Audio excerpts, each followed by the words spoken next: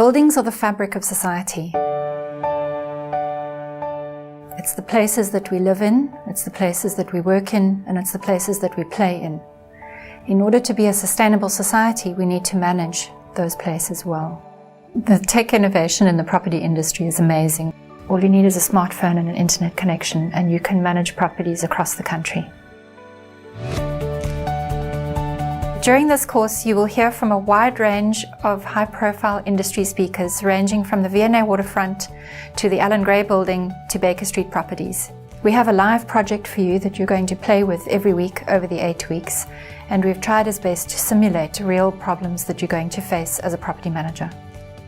The biggest challenge maybe facing property managers in South Africa today is not just about getting the rent on time. It's also about how to stay competitive.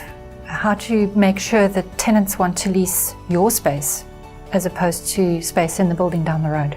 Please join us for the UCT Property Management online short course.